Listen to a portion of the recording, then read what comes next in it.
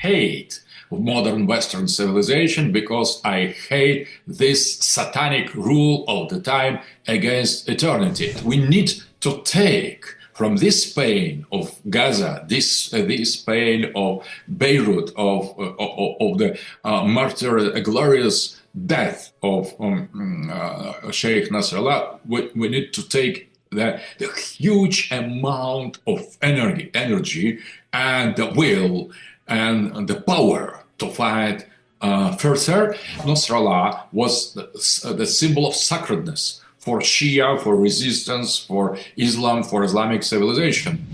We could not imagine him to be replaced. He was the great man. He was martyred as the holy warrior. How you could be successful until the death for promoting your line? And Sheikh Nasrallah maybe was one of the rare leaders of the world who understood very well the real nature, metaphysical nature of the enemy. Those who are loyal to the light when there is no more light, they are those who will be the army of Christ and the army of Mahdi in the last moment of the history. Islam will be really power on the global scale when it could resist global West and destroy Israel. Serving God, you could arrive as long as you never could imagine before. So Islam is not subject of the history. Now it is treated like object. You could manipulate it. We should stay strong until the end, and the end will come. So all the sacred traditions are based on the belief in this eternity. Only Western modernity started the revolt against eternity.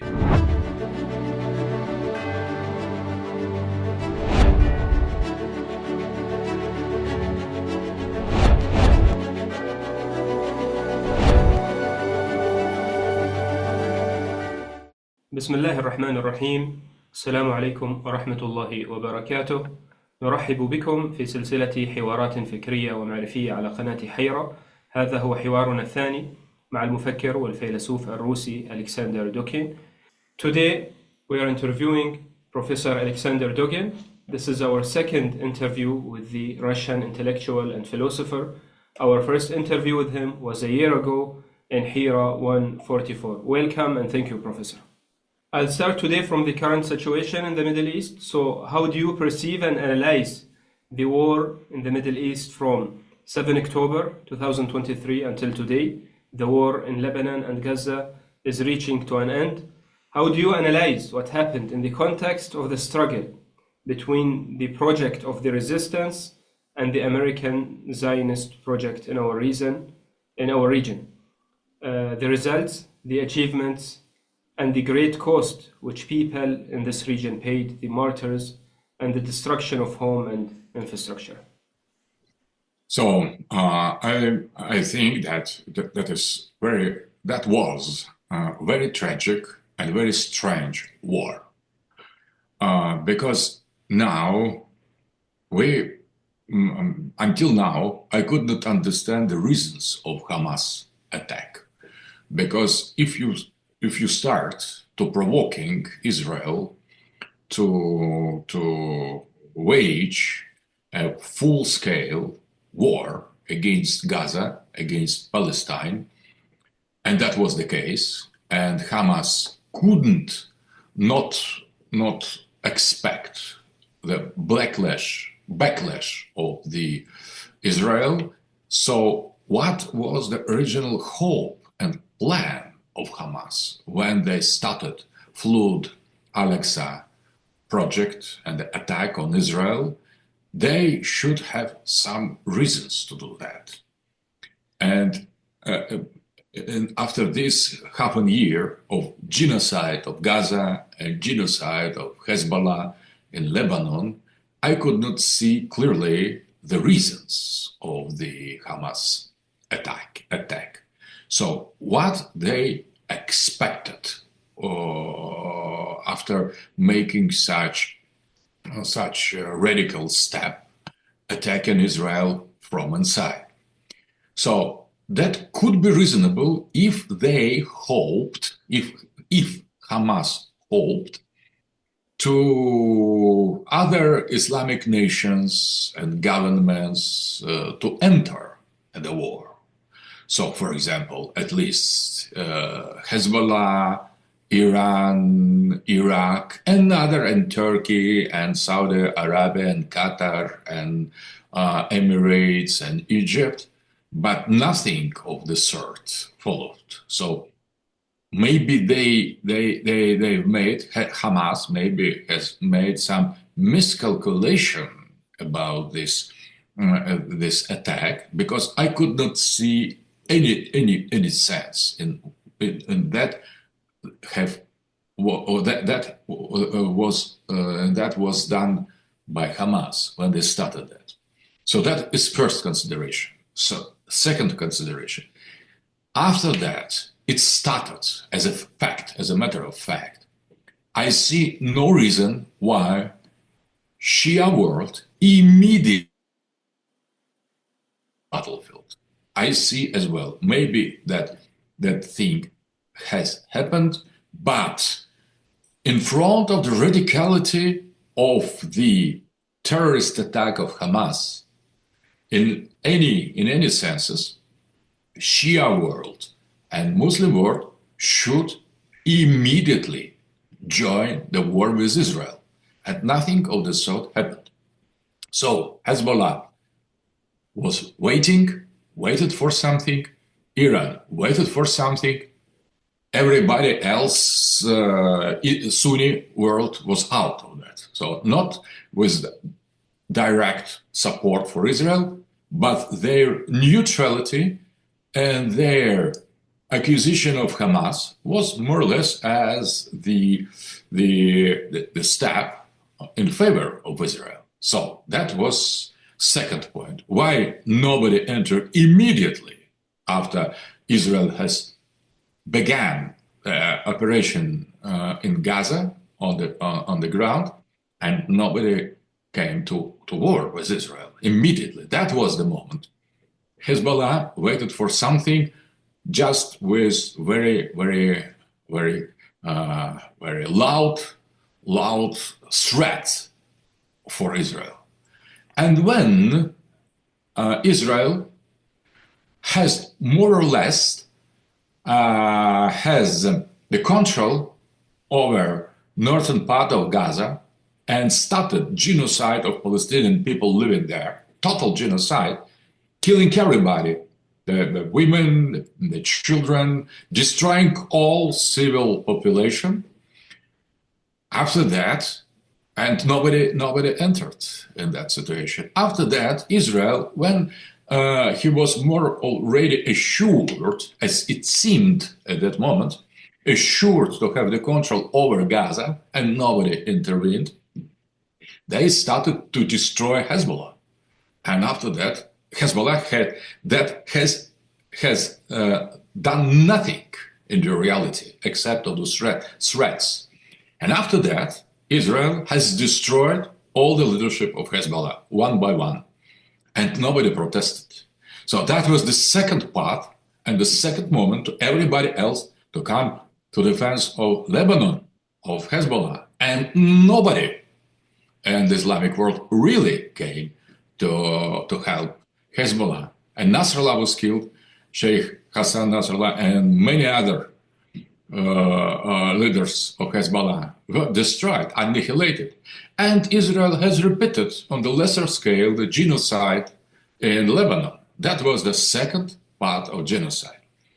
So why everybody in the Shia world and in the Sunni world just regarded, just contemplated what has happened once with Gaza, second, twice with Lebanon and Hezbollah. Nobody reacted. So that was great wonder. Where is Islamic solidarity? Where is Islamic world? It is just different opportunistic regimes, and nothing as Ummah, nothing as Islamic solidarity, nothing at all. Iran has exchanged some hits, some blows with Israel with zero result. We don't know real result, but it seems that nothing was seriously damaged in Israel, at least. In Iran, we don't know. And only Houthis of Yemen, they demonstrated the real will and the real capacity to stand strong for the case of global Islam. Only small population of brave Houthis who really demonstrated what Islamic warrior spirit is and should be, but nobody else. That was very sad discovery for myself, that I have in great consideration Islamic world. I'm always advocating to create a kind of Islamic civilization state, but I was very, very depressed and disappointed, contemplating and observing such a pitiful reaction from Turkey, from other Islamic countries. Next point. When I could not understand the logic of Israel, because when they started to make genocide of Palestinians, the only goal for them could be blow up Mosque Al-Aqsa and to create greater Israel, awaiting Moshiach, the Messiah of Israel. And they did something like that. So far right of Israel government openly declared this messianic moment, and they openly started to exterminate Islamic population on what they considered to be their zone of responsibility, messianic zone of responsibility. And the extremely tragic events of Syria entered in their scenarios. They have occupied Golan Heights. They have destroyed totally all infrastructure of Syrian army, Israeli. And Turkey, Sunni, Salafi, they have made a gift. They have made a gift for Israel to overthrowing Assad and getting Shia militia out from Syria.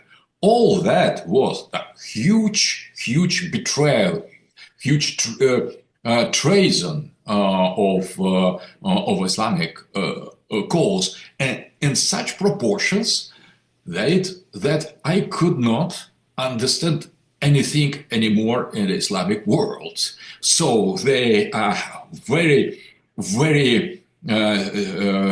dispersed, very weak, and very corrupted regimes representing Islamic world, not capable to any kind of solidarity. So everybody has betrayed the Islamic cause for their price to Israel, to the global West. So I am absolutely disappointed in that situation. But so Israel has won. United States have won. The West, globalist, hegemony, anti-Islamic forces on the global scale have won. It seemed they won, and nobody seriously protested in the reality. So we could deduce from that consideration that there was a huge messianic victory of Israel and of globalists. But when we see that finally the deal was accepted by Israel, and they have made exchange of 1 to 30 Israeli hostages to Palestinian hostages, and get away their tanks from Gaza, and Hamas warriors that normally should be totally exterminated, they appear to meeting with the released hostages, Palestinian hostages. That was the picture that has destroyed totally this victory of Israel. And far-right members of Israeli government, they got out of the government because they felt themselves totally betrayed, this time by Netanyahu and by Israel government. So everybody has lost all the battle, and there is no more Assad, there is no more resistance. Hezbollah leadership is killed. Hamas was almost destroyed. Hezbollah was wrecked. So the Islamic world has demonstrated its total incapacity to stay against small Israel. And at the same time, there is no victory for Israel. So that is very strange war. That is why I'm calling that very strange war. And in the moment where we are now, at the beginning on 2025, all these events, they seem more and more stranger, because we could not understand the reasons of Hamas. We could not see any strategy of Islamic world. We could not observe and fix the real fruits of this messianic far-right Israeli tactics and strategy. We see some very strange people in the government of Syria. So everybody has lost. Everybody. There is maybe it seemed some time before that Israel was winner, but after this exchange and accepting deal and getting out the tanks of Gaza. Ceasefire in Lebanon today also. Ceasefire in Lebanon. People have ceasefire in Lebanon because Lebanese and Hezbollah fought against occupational forces of Israel with success, but after losing the leadership. So it is very, very strange, because it seemed until now that Israel has won, but now we see that it is not so. So on the other hand, so the positive side, the achievements, maybe the lessons also, that the resistance project in the region, again, what we can say here, from Iran to Hezbollah to Hamas and Jihad in Gaza and even Yemen and Iraq, the resistance project, what did it gain politically, internationally, in the media, the lessons that they learned? So let us talk also about the positive side in the context of the struggle throughout the years with Israel and the Western project, I mean. I don't see that. To say the truth, I don't see that at all. I see the huge humiliation of Muslims. I see very, very, very big failure of resistance, but that is very bad. What are the lessons that they should learn? Yes, exactly. And that I agree. But we see now that, in my opinion, I'm in favor of resistance. So we planned with General Soleimani to organize multipolar meeting before his death in Damascus, and there were General Soleimani, Damascus, Assad, resistance in plain power. And now we see the last Shia militia get out from Syria. So if we compare where we were with resistance and where we are with resistance, it is the failure. It's very deep and very sad failure of us. It is not, I don't accuse anybody. I recognize the failure. The defeat is defeat. The failure is the failure. So we should not call, when we have defeat, call it victory. It is not victory, it is defeat. And I think that is much more defeat of the Islamic Ummah.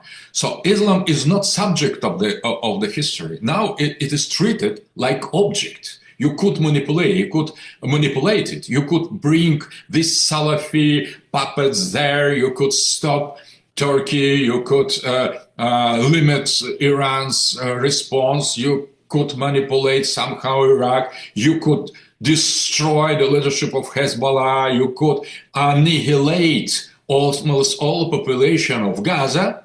So you could easily defeat Islam, a huge defeat of Islamic world in front of the global collective globalist West, liberal West and Israel. But at the same time, when everything gave the testimony that is the huge defeat of Islam, there is the good news that Hamas is still here. Gaza is not anymore directly military occupied. So there is resistance, still resistance in Lebanon, in Hezbollah. We have brave and strong Houthi community having no fear in front of nobody, and that is huge stimulating example. And this example of how Islam should be. But how Islam is, it is pitiful. It is depressing, disappointing. It is very weak and very cowardly position. So Salafi could kill innocent people. They could torture them. They could make violence against innocent and helpless women and children and civil population. But when there is the perspective of fight with Israel or with the West, they are like domestic pets. The kittens. So that is absolutely disgusting, I think. So I could not overcome this feeling of global and deep disgusting for the behavior of the mainstream Islamic powers. What is the main reason of this failure and defeat, in your opinion? Because the resistance powers in Lebanon or Palestine or even Iran, they were trying their best, and they were becoming ready for such a war, but then they were faced by very strong technology and the IA and everything from the West and Israel, and they couldn't manage. But they tried to do their best. So what was the reason that if we knew that we have done better? So first of all, I think that many leading groups in Islamic society are totally sold out to Israel and to the United States. If you are not prepared to the war, so it is your fault, not the fault of the enemy. So if the enemy is stronger, it is not excuse for you. It is your fault. You always should know the enemy is strong. You should develop your technology. You should act in advance. You should create new alliances. You should be very swift, and you should move quickly in order to understand that these threats sooner or later will come to the reality. And Islamic powers did nothing in order to anticipate this situation, so I could blame that. I think that Iran and Shia in general didn't demonstrate the real capacity to deal with Israel and with the West, and that is the failure. But the isolated cases, Hezbollah, normal people of Hezbollah, they fought, they resisted, and they didn't let Israel army in Lebanon. That is a huge event. But in the military sense, in the global sense, that was the failure. And I suggest immediately to recognize that as the failure and try to prepare to the next war, because the war with Israel, the war between Islam and global West is inevitable. It is postponed. It is not ended. It didn't begin normally. That was just a kind of preparation, laboratory situation. So what we have is absolutely not enough to fight against Israel. Islam will be really power on the global scale when it could resist global West and destroy Israel. Before that, there is no Islam. It is just dispersed groups of some business and political dealers making always some deals with the West. So it is not the real power. Great, and I'd like to ask you a bit about Lebanon, and you mentioned Nasrullah. So how did you personally react to the martyrdom of Sayyid Hassan Nasrullah, the leader of Hezbollah in Lebanon? Personally, how did you react to that, and what did he meant, and which role he had in the global war or in our region? That was so sad. I have lived that so sad as the best friend, maybe the teacher, the symbol, the icon for me of the radical resistance against modernity and the fidelity to the tradition and the sacred roots of the culture and identity was killed, was annihilated. That was his death, his martyrdom was for me the personal tragedy of Hassan Nasrallah. I strongly believe that he is living among those who live eternally, and that was the real great symbol. And we shouldn't get the enemy right in capacity to exterminate our symbols. It is our sacred thing. Nasrallah was the symbol of sacredness for Shia, for resistance, for Islam, for Islamic civilization. And he was killed. I think that was transfiguration for him personally, but for all of us, that was great loss. So, and we should not try to diminish the pain. The spirituality obliges us to live the pain of beloved one, killed, martyred until the end.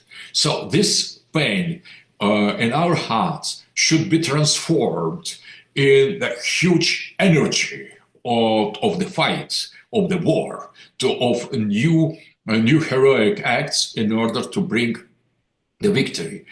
But we shouldn't say, oh, the other will appeal. So Sheikh Nasrallah, we could not imagine him to be replaced. He was the great man. He was martyred as the holy warrior, as the spiritual, metaphysical, and religious and political warrior and hero. But I think there is the huge crime, not only on the behalf of his enemies, but on the behalf of his friend. We didn't conserve him. We didn't save him. So that is our fault. So we need to take the energy not only from the joy, but of tragedy and pain. I think now. But the pain is deeper than loss only of this big figure, symbolic figure of resistance. The annihilation of so many Palestinians and Gaza, it is a pain. And this pain should be fueled. It shouldn't be calmed down. It should be exacerbated. It should be made more and more painful.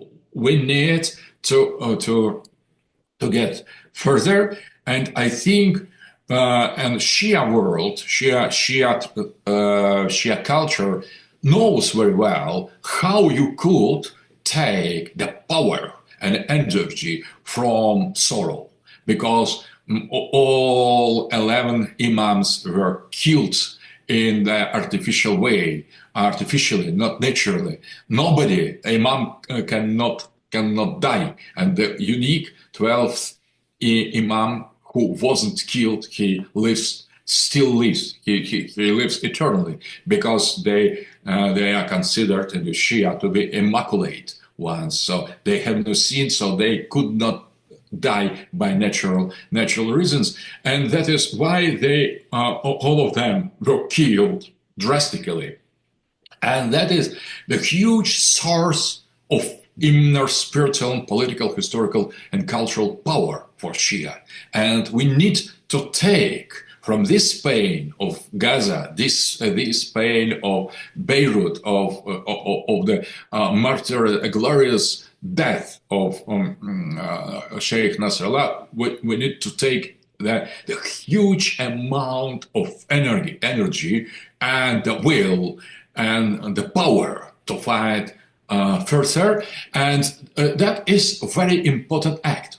Shia could understand it very well, but we see now that they try to calm us. They try to present these what is going on now in Gaza as the end of the war, as a kind of deal, peace talk. And after all that Israel has done against Muslim population, Palestinian population, Christian as well, population of Gaza, to population of Lebanon, population of Syria. So we could not pardon that. So we need to reconsider the depth of the enemy, and we should start to prepare to the next war now, knowing how enemy is powerful, how enemy is strong, how enemy is brutal, and how he doesn't hesitate to exterminate the huge amount of people in front of all the world, and nobody resists. Why do you believe, in your opinion, that Sayyid Nasrullah was a symbol of sacredness?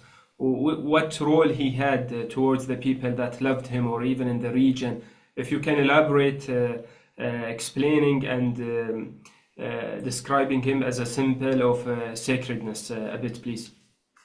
Sheikh Nasrallah combined in his figure Shia, clergy, the deep mysticism of Shia tradition on one hand. He understood very well eschatological nature of the end war with the enemy, that is Dajjal. In his eyes, the collective West was the embodiment, personification of Dajjal, and that precisely made his own fight against the West more than just political, just social, just cultural. That was religious war against Dajjal, and Sheikh Nasrallah maybe was one of the rare leaders of the world who understood very well the real nature, metaphysical nature of the enemy. It is not just political enemy, national enemy, social enemy. That was something much more. He fought during all his life against the devil, against the shaitan, against the jinns, against some supernatural power that was behind the collective West. So he was the hero of the fight against the Dajjal. But at the same time, he can manage to transmit this metaphysical and sacred ideas to the politics, to the social reality. He has united around himself the social communal life of the Shia community in Lebanon. He was very successful in creating a kind of country. He was the leader of Shia country inside of Lebanon, and he was as well a very respected politician, not only in the Lebanese level, but on the Shia level and the level of global community. He was admired and hated by the millions and millions and millions people in this world. Ones loved him because of his fight against Dajjal, and the people who are under control of Dajjal hated him. So that was the symbolic figure to unite metaphysics, religion, politics, social dimension, and he was the symbol of success. How you could be successful until the death for promoting your line, that was considered almost impossible. He was the example and the sign of when there is the help of God, you could achieve all things if he wishes. So serving God, you could arrive as long as you never could imagine before. So I think Sheikh Nasrullah is the great figure that shows that in him, personally, in his humble and very human figure, there was the manifestation of the will of the God. And that is a rare example of the people who can embody so huge elements of the sacred history. He was a very important figure on the chessboard of the eschatological chess. Great, great. In this section, Professor, I'll ask you a bit about Iran before we reach to Russia and our last part.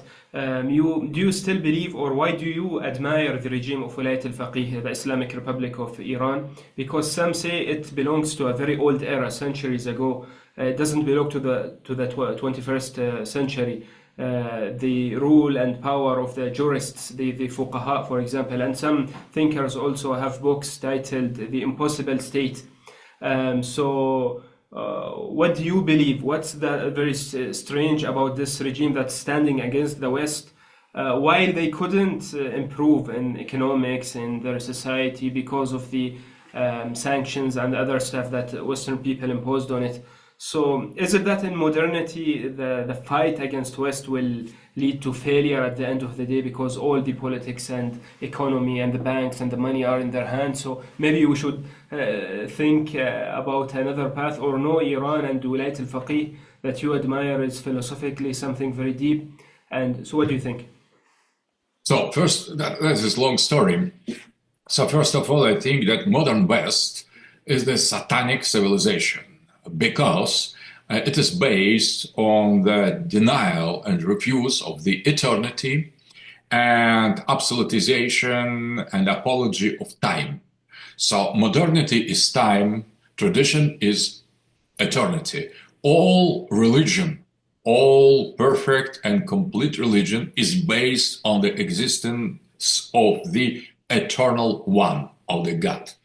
And if there is eternity, and eternity is living being, so if there is the eternal one, so the time, past, present, and future are relative. They represent just the phases of the eternity, the moments of the eternity, the moment of the past eternity, the moment of the present eternity, and the moment of the future eternity. And that is the basic logic of Bible, of Evangel, and the Quran. So all the sacred traditions are based on the belief in this eternity. Only Western modernity started the revolt against eternity, and they overestimated the power of time. And they started to say, oh, that is modern, that is new, that is good. What belongs to the past, it is something ridiculous, something overcome. And that was the wrong religion of the Satan, of the Lucifer, of the Shaitan, of the Dajjal. They started the huge revolt against Eternal One, and against eternity, against tradition, and against sacredness, in favor of the purely human achievements, materiality, progress, and all these false ideas. They are part of the anti-tradition of the Satan. So the eternity, it is not the past. Vilayat Faqih, as a rule of those who judge basing on the Holy Scripture, on the Quran, on the Sunnah, on the tradition, they don't belong to the past. They belong to the eternity. And they have demonstrated that with the help of God, the time and modernity could be submitted to the rule of eternity. So when eternity rules, modernity obeys to it. So it is obliged to obey. And only when you start to liberate the time from this submission to eternity, there is the modern Western civilization. I hate modern Western civilization because I hate this satanic rule of the time against eternity. In my eyes, Vilayat Faqih system and example of Iran standing strong so many years against all the sanctions, all the pressures of the Western modernity is example how you could follow the will of the gods against every external and satanic power, including when this power is huge, is stronger than you. But with the help of God, you can stay in that, and you could progress, and you can continue to be the slaves of Allah and the slaves of God instead of to become the slaves of the Satan. There is only one choice. Either you are the slaves of Eternal One, or you are slave of time, of Satan, of the revolt against eternity. The West has chosen to be the slaves of the Satan, and the traditionalists of all the religion, including Shia religion, they prefer these partisans of the tradition. They prefer to be slaves and to serve the Eternal One and obtain by this service the portions of that belongingness to the sacred eternal kingdom. In this context, how do you perceive Sayyid Khamenei, the leader of the Islamic Republic of Iran, in his position against the West for more than 30 years? How do you perceive his leadership and his personality standing against this Western capitalist modern system? I think that he was chosen by Ayatollah Khamenei as his heir at the head of the Vilayat Faqih system, not by just human personal will and consideration and reasoning of Ayatollah Khamenei. That was the sign of God that has pointed to Ayatollah Khamenei, present Rahbar of Islamic Republic of Iran. That was the sign of God. And God has told to Ayatollah Khamenei, choose this one. He will continue to accomplish your mission. It is all these arguments, the modernity mocks on them, but for the people with beliefs, with faith, they are very, very important things. So to be against the modern West is a spiritual and religious duty of all believer, Muslim, Christian, including Judaism, because the real Jews are against liberalism, against modernity. So, and other religions the same, just the same. You should, in the principle, to choose either tradition and eternity or modernity, the West, and the dictatorship and the censorship of the time. So that is the fight. And Ayatollah, the great Rahbar Ayatollah Khamenei, is on the side of the eternity, because Ayatollah Khamenei, his spiritual leader, has chosen him with the will of God to continue this mission. And I believe he will lead Iranian people and other Shia people and influencing the other Muslim population until the goal of this eschatological battle. In this context, and going back to Ayatollah Khomeini, the founder of the Islamic Republic, and in the understanding of your traditional spiritual perspective of religion, what did he meant in your understanding? Did he manifest a certain deep spiritual understanding in our era, just like you believe in the traditionalism or René Guénon or other people? Khomeini, in this religious understanding, what did he mean to you?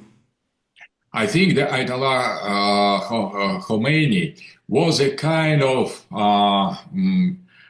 person that was sent by Mahdi, the Imam Mahdi, to prepare the final, the end time, Zuhur. So he was a kind of missionary. So he was missioned. He was sent to the reality to reorganize humanity, to encounter the last fight. So he was much more than just political or religious leader, because he has succeeded in the situation that were situations that were absolutely impossible, where that was absolutely impossible to succeed. So he was led by some will. He was supported by some power, invisible power, and all his deeds, all his sayings are so alive, so profound, so correct in any sense, not only in the context of Islamic and Shia tradition, but as well he has seen the truth that is universal for all other religious people in the world. So that was the great man. He was something like prophet or saint, but in Islam you could not accept the prophet except Muhammad. So in our perspective as well, after the Christ, the prophecy has stopped in our opinion. So we could not properly call him prophet, but he is something like that. Great. And now I'll switch to Russia, and I have several questions about the Russian model, Russian politics, and Russian society. But before that, I'll start with the relation between Russia and Iran as a bridge before we talk about Russia. So there was a deal signed, a strategic deal between Russia and Iran several days ago. How do you perceive it? And some critics say that Russia plays political interests.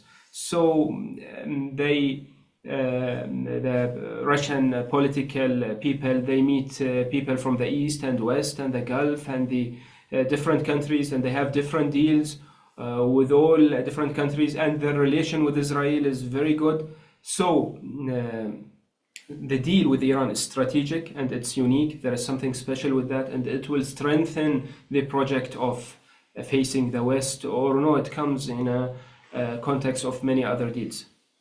So on the level of the deals, on the level of realist politics, you are right. Russia has very good relations with many different actors in the Islamic world and the Middle East and North Africa and Maghreb and Asia. But what was signed a week ago, that wasn't just the deal. That was all-encompassing strategical agreement. The deal is one thing, that is realist, that is based on the common interest. And there is all-encompassing strategical agreement, that's something much more. That was, I consider, that was the delayed, postponed response to the letter of Ayatollah Khomeini to Gorbachev. When Ayatollah Khomeini has made observations that Soviet Union should not go in the direction of the liberal West and the globalism, that Soviet Union should save its own traditional values and to find their allies not in the West but in Iran, but in the traditional societies. So nobody has read this properly and correctly, this letter, when it was sent to Gorbachev. But now Russian government and President Putin, who is as well some historical figure, he is not just political, administrative leader. He is as well a kind of people sent, a man who is sent to us. He is sent. He is much more than just political leader. He is a historical figure with eschatological dimension in Russian religious, mystical language, mystical political language. We are calling that katechan, the keeper. He is the keeper. He keeps the evil, the Antichrist, out of the humanity. He is the last obstacle on the way, on the road of the Antichrist, who doesn't let him to arrive. So that is mystical understanding of the figure of the Katechan in Christian Orthodox tradition, and Putin corresponds precisely to this mission. And finally, this letter sent by one spiritual figure, political political figure, Ayatollah Khamenei, was sent to Gorbachev, who was, as now it is clear, he was just the puppet of Antichrist and traitor of Russian mission, Russian identity. And this letter finally has reached the correct man to whom it was destined, to whom it was written. That was Mr. Putin, and Mr. Putin has finally read this letter, and he has, by a kind of illumination, has discovered the real meaning of the letter of Ayatollah Khamenei, that Russia should not be with the West, should oppose liberal globalism, and to make a spiritual, metaphysical, and political, and strategical, and geopolitical alliance with the Iran, with Shia Iran, with Khomeini Iran, with Iran that has restored its spiritual dimension in politics and culture and art. So that is all-compassing strategical agreement. And that is the difference between this agreement and the deals concluded with different players of the global scale. But one thing is the community of the destiny, the same position in the spiritual final battle as now it is the case between Russia and Iran. And the other thing is the just tactical deals with different players. From time to time it is necessary in order to solve some secondary problem on the geopolitical level. Russia is the huge power, global power. We could not be totally submitted to one or other players. We are on the level of the West, of the China, of the whole Islamic civilizations. But when we conclude this strategic alliance with Iran, that is something different. So we multiply our potentialities. We give the full access to Iran, to Eurasian global market, to the Arctic seas, and we give the nuclear umbrella to Iran. We promise to defend Iran in the case of the direct confrontation with whoever it will be. But Iran as well promises to give us the full access to the warm seas. And that was the dream, that was the goal of many generations of Russian geopoliticians, starting from the Tsarist time. So we could multiply our resources, our potentials,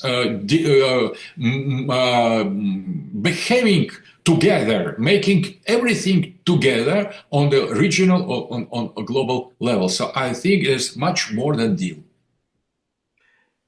Great. And what happened in Syria, how do you analyze it from the Russian perspective? Did Russia lost Syria and lost its strategic presence in the Middle East that it had through Syria? This is one question. And then the other one, in the same context, in this year, why we didn't find Russia intervening in Gaza, intervening in Lebanon, even at least in their political manner, not standing very strong against the Zionist regime, against America, and fighting for the rights of Lebanese resistance and the Palestinian resistance even. And in Syria, did it play politics and let it go, or it was a failure even for the Russian politics that they lost Syria very, very quickly, where they fought 10 years or more trying to maintain Syria's regime? So I consider that the failure and defeat of Russia in the Middle East. So to speak frankly, so I'm not propagandist trying in all situations say we are winning, the enemies are losing, so everything is quite right. That was planned. That was tricky planned. So I'm not in that system. So I'm not propagandist. I am an expert and philosopher and thinker, and I'm specialist in geopolitics. I consider the events in Syria as Russian defeat in the Middle East, as betrayal of Erdogan that hit in the back Russia. We concluded some deals with Erdogan concerning Syria, and Erdogan has violated all these agreements. So that was a kind of betrayal, treason of Russia by Turkey. That was a very, very smart trick from Israel, because Israel came in an agreement with Al-Qaeda and ISIS groups of Syrian Takfiris, jihadists, Salafis, and they have overthrown Russia and Shia, Iranian presence in Syria. That was a huge loss, and we have almost lost our presence in the Middle East. In Syria. So I consider that as defeat. The reason of that was the same reason why we didn't intervene properly in the Middle East crisis, why we didn't do enough to defend the people of Gaza and Lebanon.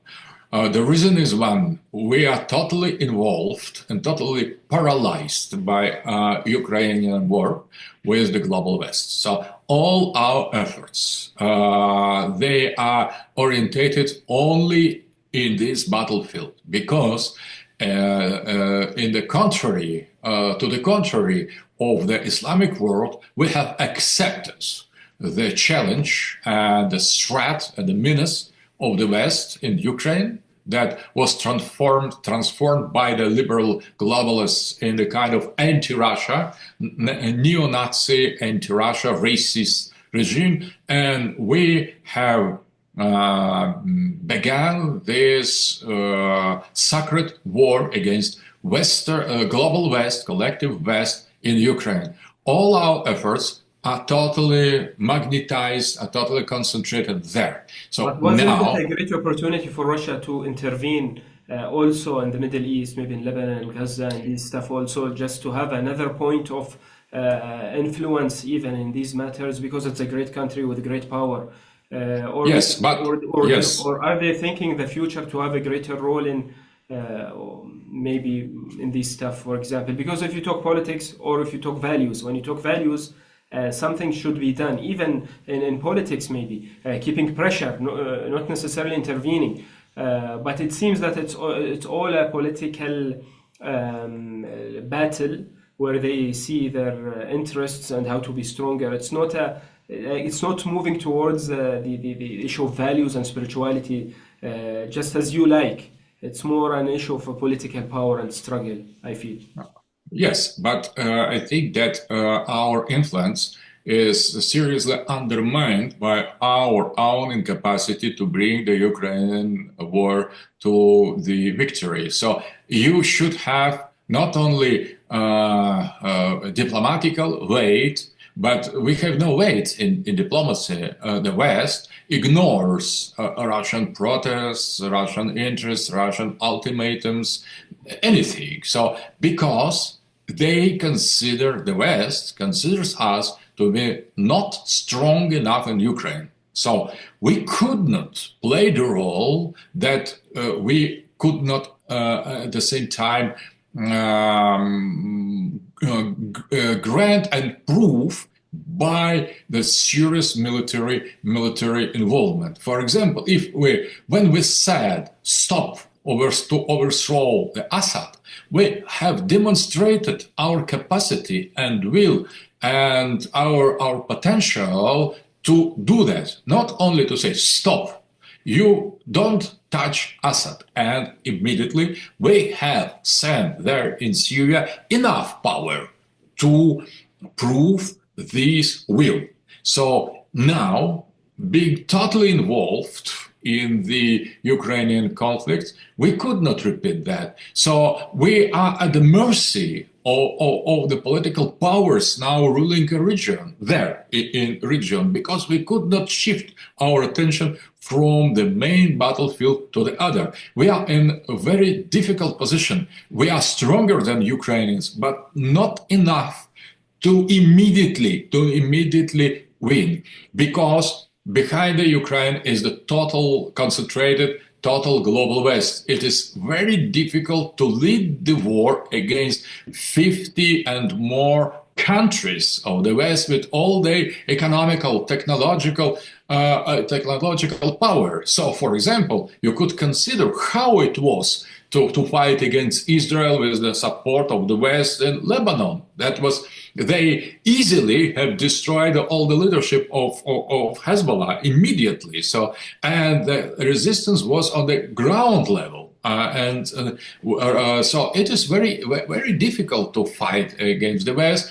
The West, and we could not permit ourselves to disperse our powers. So in different situation, I think the reaction of Russia would be much more stronger in favor of resistance. But now we should save ourselves first. Going to the Russian society, Professor, so you mentioned in several lectures that Russia is returning or restoring its traditional and religious values culturally.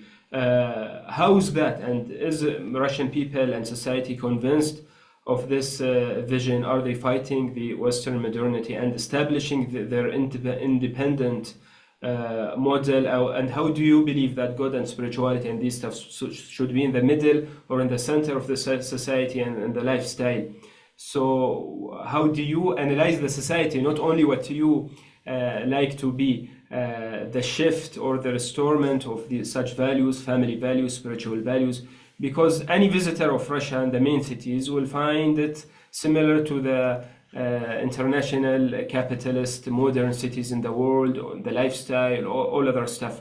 So how this movement of spirituality and values and traditionalism is growing and becoming stronger in Russia, in your opinion? Russia was set under influence of the Western modernity during 100 years. During 100 years, the Western patterns were embedded in Russian society. Our mentality was totally perverted by the communist, atheist, materialist, and after that liberal propaganda. And the shift our society is doing now in favor in the direction of the restoration of traditional values is very, very difficult task.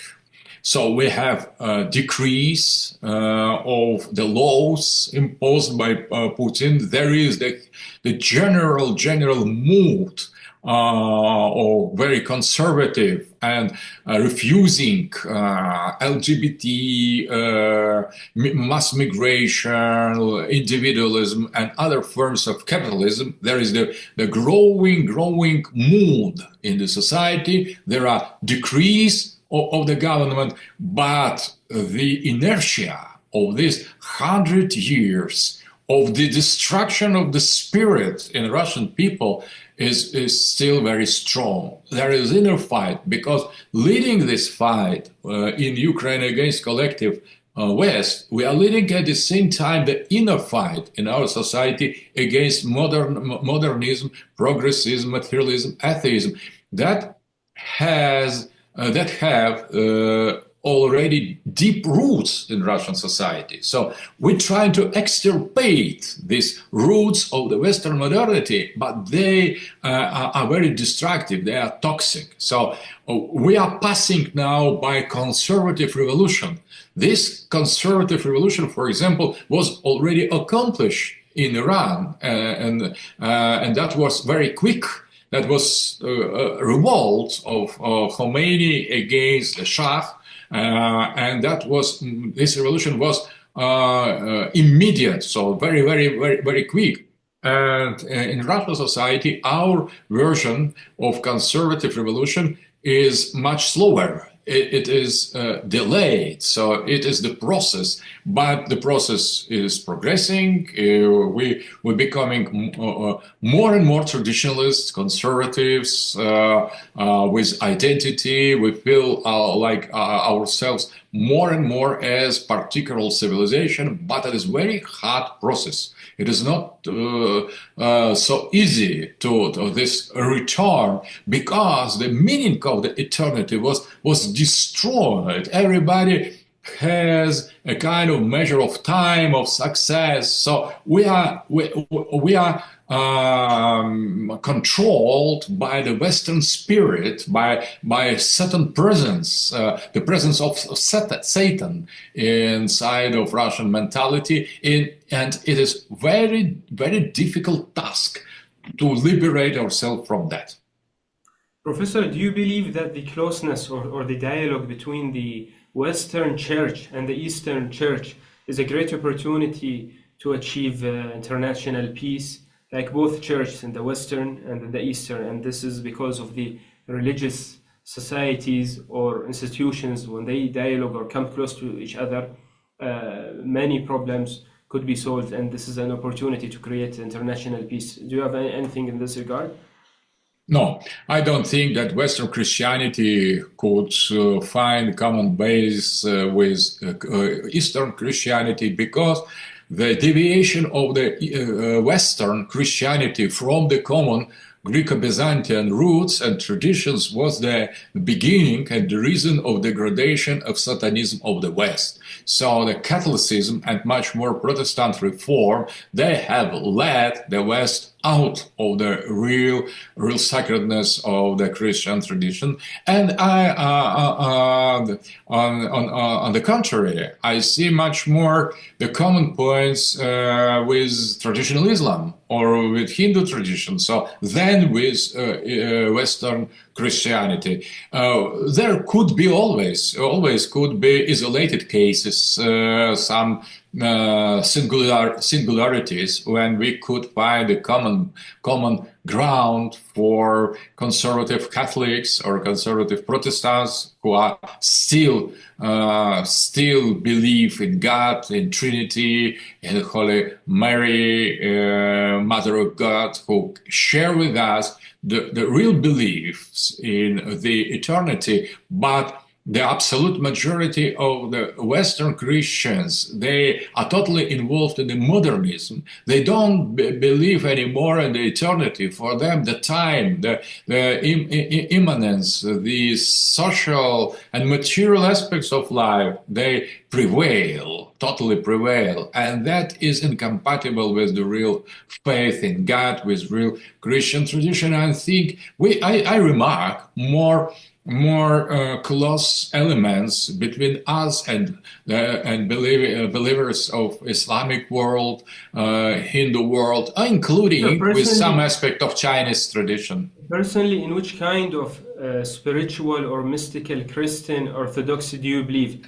So your vision in this regard, so a Christian orthodoxy with a very deep spiritual root, with a traditionalism philosophy. So I want to hear your own philosophy in religion, your model, I mean.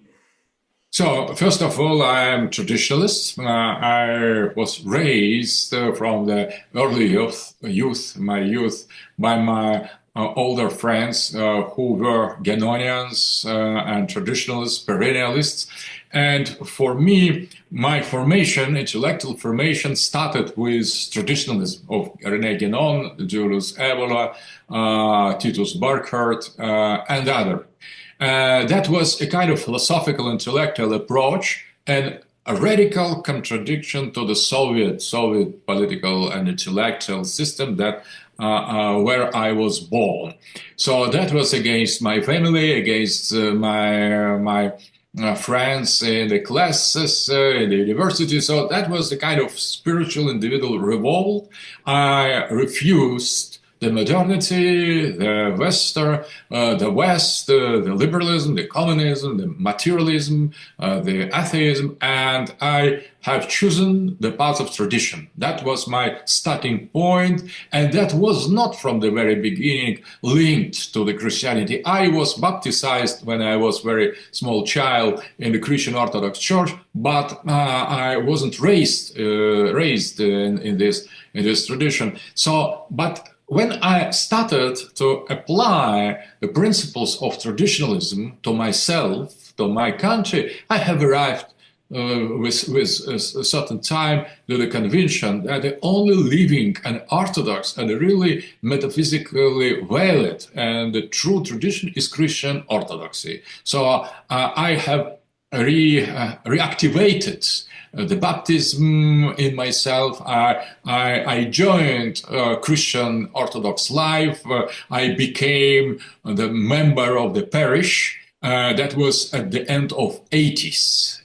But traditionalism I have discovered in the beginning of the 80s. So more or less about 7-8 years was kind of intellectual researches in different traditions, in Islam, in Hinduism, in Taoism, and Buddhism elsewhere. And finally, I have rediscovered what was the closest to myself that was from the beginning. Here, I have reactivated this Christian Orthodox identity, and from this late 80s, I became the full conscious member of Russian Christian Orthodox Church. And from that moment, I think the tradition for myself coincides with Christian Orthodoxy, Russian Christian Orthodox Church. And from that point, certain understanding of the Orthodox spirituality, like there are main or key characteristics of this Christian Orthodoxy, you believe, in comparison with Islam or Tashayyu, as you was explaining, or the Guénonian ideas. So what does make it unique, the Orthodox spirituality, as you understand? So I have written 30 years ago the book. Now it is translated into French. Maybe it will be soon translated in the English. That is called The Metaphysic of the Good News, Metaphysic of Evangel. So I've tried in this book, that is big book enough, to explain what points of Guénonian teaching correspond to the Christian Orthodox tradition and what points don't correspond to it. So that is the big research. I think I have exhaustively explained there what are common points with Guénon, what differences. Or, for example, Christology of Guénon is Islamic, and he pretends it to be universal. In my opinion, it is unacceptable, because to be Christian, we need to accept Christian Christology and understanding of the Christ as God. But at the same time, Guénon, in the other writings, he he accepts the Christ as avatar. That is Hindu approach. That is, as well is not acceptable for Christians. So I think that, at the same time, these points religiously are very important, but metaphysically they are of the second importance, because you could interpret some metaphysical principles. They are more than human brain could grasp in different approximations. So I am part of the Christian path, and I am following strongly and strictly what our church, our mystical and metaphysical and theological tradition affirms, or what is Holy Trinity, what is the Maiden, the Mother of God, who is Virgin, who is the Mary Virgin, who is the Christ as a man, an absolute and complete man, an absolute and complete God, and the second person of the Holy Trinity. So I accept all these metaphysical principles of my church, of my tradition, but I interpret them not only theologically, but as well metaphysically. So it is very long conversation. But you're a big fan of Islam and Shiism, so does these beliefs and ideas have a role in your belief system, like the Shia ideas that you mentioned, or the Imams and these stuff? So do they have a role in your heart or in your understanding of religion even? I studied Islam a long time, and I've tried to understand the logic, metaphysical teaching of Islam, and I have arrived at the conclusion that, for example, if we compare three branches of the Christian tradition, Orthodox Church, Catholic Church, and Protestant sects, we could say that in the Islamic world, Shia tradition is like something like Orthodox Christianity, Eastern Church in the Christianity. Sunni is like Catholicism, and Salafi and Wahhabi and Takfiris, they are like Protestants in the Christianity. So you could measure how it's difficult to us Christians to find a common ground, as it is very difficult to find a common ground for Shia, Sunni, and above all Salafi and Wahhabi. So you believe that Christian Orthodoxy and the Muslim Shias are they close to each other more than the other? Absolutely, that's my opinion. I think many common points. There are different traditions. They are two different religions. We should not confuse them. We should not mix them. We should not try to unite them. They are totally different, but there are so many common points in their attitude to the being, to the man, to the soul, to the final battle. So understanding of the logic of the sacred history is very close. And I think that we need, in that sense, to make stronger Orthodox Christian Russian Shia alliance, not only on political level, geopolitical level, economical level, but on the spiritual level as well. Spiritual, knowledgeable also. And Professor, okay. Finalize with the Trump phenomena. So what do you have to say in this regard? Because he's also using religion and family values as a tool to reach to his goals or to his satanic goals, for example. But I guess I heard some of your lectures that you say that Trump is better than the other democratic politics and so forth. So what do you believe? Trump coming, so we'll have more bad and negative and very disaster stuff that is coming all around the world, or no? Maybe through him things will become better even. So I consider Trump much better than Biden.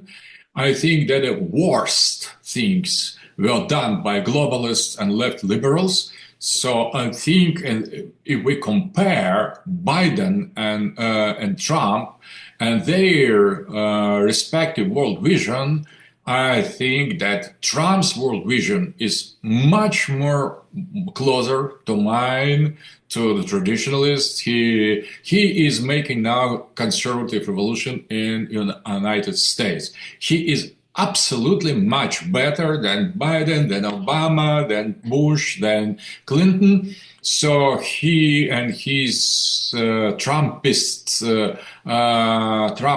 group are trying to save American identity, American tradition, and they are fighting against the same enemy as we are fighting also. So in that sense, on the level of ideas, of principles, of traditional values, I am total support of Donald Trump and his line on the ideas, on the level of ideas. But if we apply his principles to geopolitics, maybe he could bring very serious threats and menace and dangers to the world. So ideologically, I support him, but geopolitically, yes, does he deeply believe in religion and values, or he just use them as a tool to rule and to get people and fans for him? So,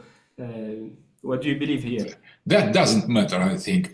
Important is what he says and what he does. And what he says and what he does, he has returned to the normal attitude toward family, toward men and women. He has prohibited these LGBT perversions, stopped illegal immigration, and started to purge American society from liberals. So he has restored the freedom of speech that was totally usurped, totally cancelled by the globalists and their dictatorial regime. So in that sense, I'm a big fan of Trump, but at the same time, what is important, so on the level of the geopolitics and his support for Netanyahu, his hatred toward Islam, his will to fight against China, and he as well, he is not and never was the friend of Russia. So he is friend of America, of United States, and he will behave in the interests of United States of America, making here deal, here war, but during his first period, he didn't start new war. Yes, he agreed with neoconservatives to exterminate, to kill great hero of our resistance, Qasem Soleimani, the great general. He is very anti-Iranian. He is very anti-Shia. He is very pro-Israel. I agree. That represents the real danger. But Biden was as well against Iran, against Shia, in favor of Netanyahu, and that was Biden who has supported genocide of Gaza and has made it happen. So I think that we could not imagine someone worse than Biden. So we had already the worst, and now the West will be for sure very different from what it was until now. That is huge change. That is the change of the tendency that was the same during last 40 years. That is the huge turning in American society, in the global politics, the huge turning from what it was until now during last 40 and maybe 50 years. So that is a really important change. It could be very dangerous. It could represent new challenges for us, for you, for China, for India, for Africa, for Latin America. But at the same time, the Trump represents huge chance. If we are smart enough, if we are intellectual enough to understand, to interpret correctly, to decipher, to read correctly what Trump and Trumpism are, we could use this chance. If we continue to say, oh, nothing has changed, that will be the same Western rule, we could lose the possibility to cope with the new reality. We will miss the meaning of what is going on. Or if we, for example, immediately start to say, oh, Trump is biggest enemy, let's fight him, it will be also wrong.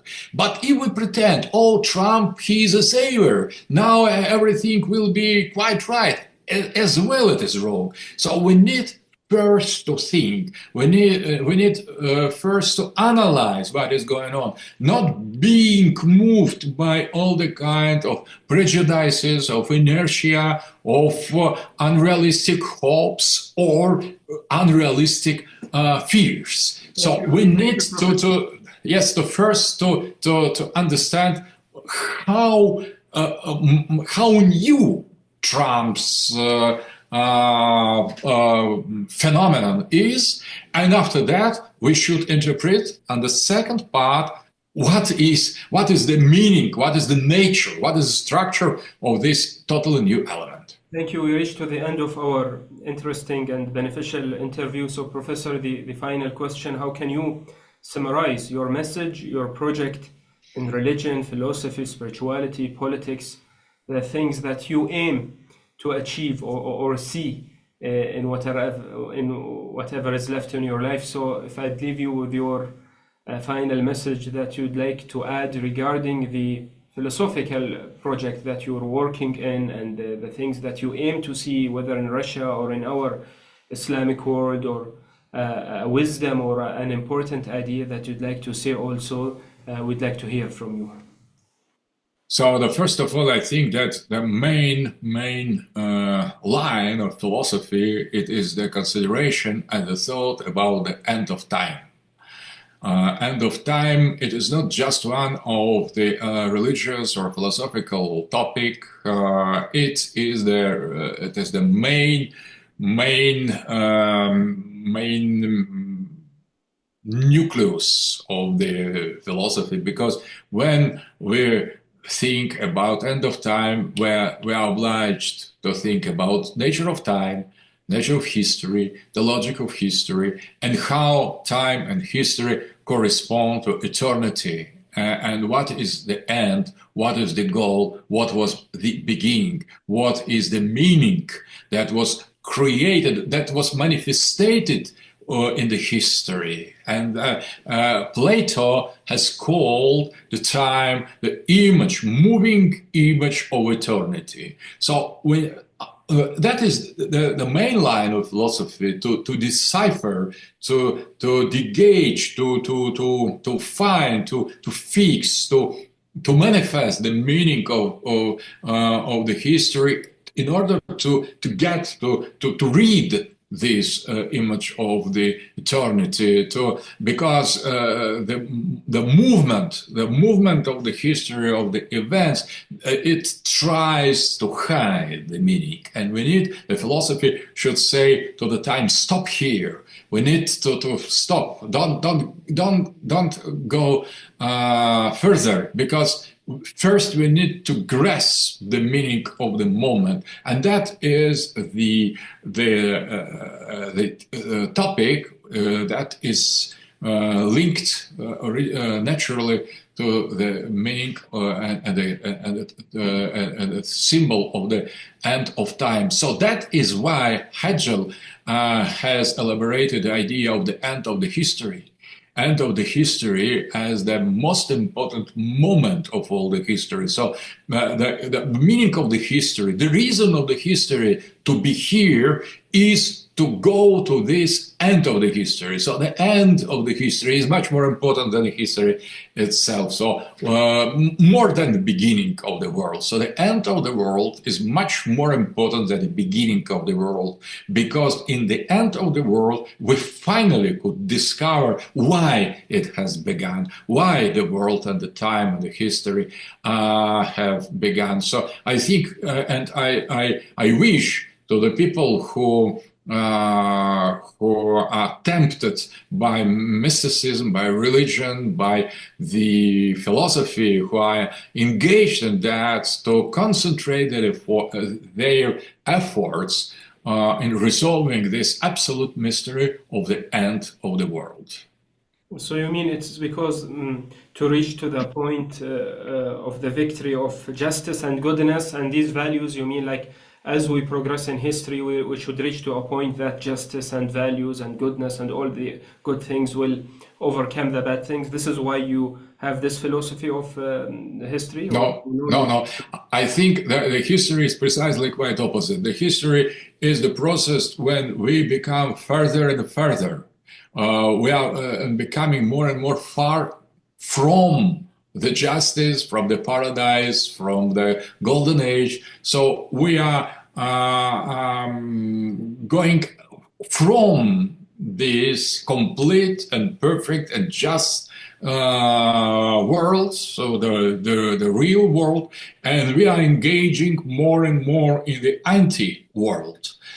But at the end of this process of the decadence, of the decline, of the fall, of the sliding down and down and down, and the end of this process, we approach the moment of the great restoration, of the restoring the truth, the restoring of the reality after falling in the worst and the darkest point of the global midnight. So we are coming from midday, from mid-journey to midday to the midnight. And that is precisely the history, but the end of the history should be the great restoration, and that is why the Savior should appear at the last moment, not in the first moment. In the first moment there is Adam, and with total richness of the being, of the spirituality, and the history is the process of losing that more and more and more. And when we arrive at the lowest point of the history, there Savior appears. In our vision, it is Christ. In Shia, it is 12th Imam, Mahdi, and they should restore the reality, but a reality that was fallen in oblivion. They not just repair the reality. They took the time and bring it into the eternity. That is more important than all the beginning and all the other periods. So we are approaching to such important event that is important on the level of eternity, not only in the level at the level of time. So I invite the people, the philosophers and the thinkers, to concentrate on the metaphysics of the end of the world, because nothing is so important and so central for human being. So you mean that God and the metaphysical element and the Al-Mahdi or the Savior will intervene, but this also imposes a responsibility for us to prepare for such a day, to make the world a place of a better place, a more just place. Also, this is our responsibility, you mean, until the time that we'll reach to the Savior. This is what you believe? Exactly. So, because the Savior will not come to save everybody, he will save his people, his believers. So, and we should be on the side of the light. I'm calling that radical subject. We should radical subject, this most innermost core of the human soul, human heart, that should stay with the light when the darkness is complete, when there is nothing outside, nothing but only darkness. But those who are loyal to the light, when there is no more light, they are those who will be the army of Christ and the army of Mahdi in the last moment of the history. Because Mahdi and Christ, they will know theirs. theirs. We should be theirs. We should not belong to this time, to this society, to this cycle, to this 100 years, but we need to belong to these eternal troops of the light, fighting darkness, including when the darkness totally overcome. We should stay strong until the end, and the end will come.